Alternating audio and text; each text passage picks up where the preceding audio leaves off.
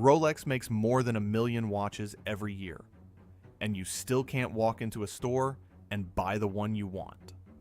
Some models carry waiting lists, measured not in weeks, but in years. Ask an authorized dealer for a steel Daytona, and the answer is usually the same. There are none. Its list price is about $17,000. But the moment one exists, the open market values it at over $20,000. A brand new watch, worth more than new, before it ever leaves the counter. And this isn't one rare model. Across Rolex's most wanted watches, the same thing repeats.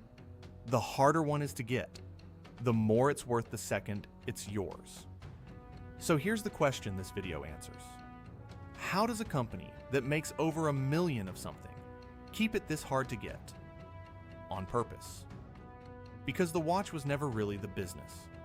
Follow the money, and it doesn't move the way you'd think. Most people believe Rolex sells watches. That's the illusion. The watch is the product. Scarcity is the business model, and that scarcity is a choice, not a limit. Rolex could make more. Right now, it's building a new billion-franc factory in Switzerland, set to open in 2029. This is a company expanding its capacity while keeping its shelves empty. It releases most models in deliberately limited numbers and never says how many it makes. By Morgan Stanley's estimate, Rolex already builds around 1.2 million watches a year. That's an estimated 10.5 billion Swiss francs in sales in 2024, from a private company that publishes no figures at all. It's roughly a third of the entire Swiss watch market by value. One brand. For years, that engineered scarcity has quietly turned a wristwatch into an asset, and into a status test you have to qualify to pass. So who actually hands Rolex that money? Not you, at least not directly. For decades, Rolex has reached buyers only through a network of independent jewelers it handpicks and tightly controls. Dealers build dedicated boutiques, follow Rolex's rules, and accept whatever stock they're allocated. You pay an authorized dealer. The dealer pays Rolex, and there's a gap between those two numbers. Morgan Stanley estimates the watches Rolex sold in 2024 were worth about 15.5 billion francs at retail. But Rolex itself booked around 10.5 billion. The difference, roughly 5 billion francs, is the margin that stays with the dealers, and Rolex doesn't hand those watches out freely. It controls how many each dealer receives and rewards the ones who sell through. Sit on stock, and next year's allocation shrinks. Then, in 2023, it did something almost no luxury brand does. It bought its own biggest dealer. Bucherer, the largest watch retailer in the United States, with an estimated $2.5 billion in yearly sales, over 100 stores, and an estimated 8% of all Rolex sales. Now, on a growing share of watches, Rolex is the dealer too, and collects both margins. It's a level of control over its own sales that almost no other luxury house has. So let's follow a single watch through the entire system.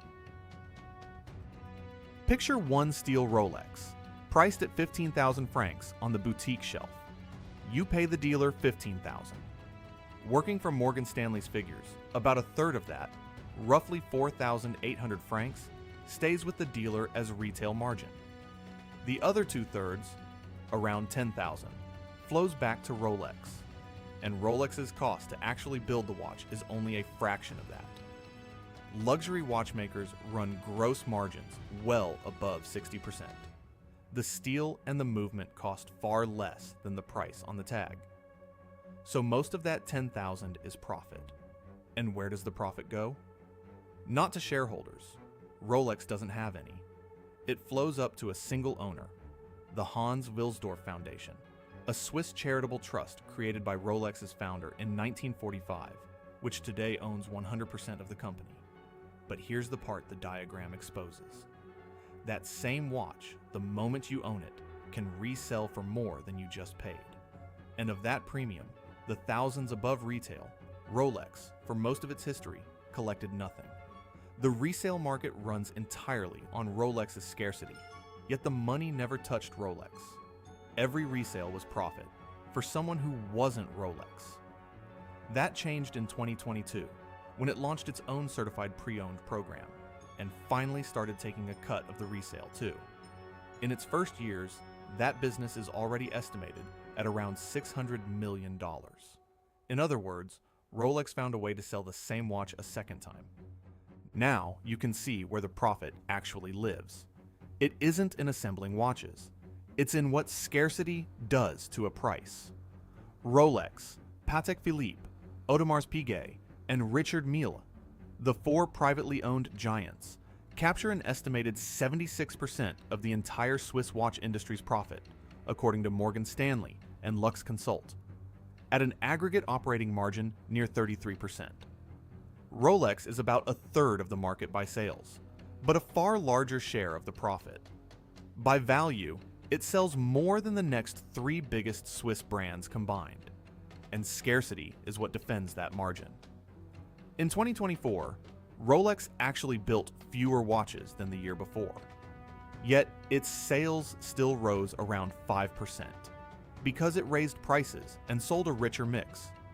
Fewer units, more money. That math only works if demand always runs ahead of supply. And Rolex raises its prices almost every year, and the watches still sell out. Some years it has raised them more than once, and demand barely flinched.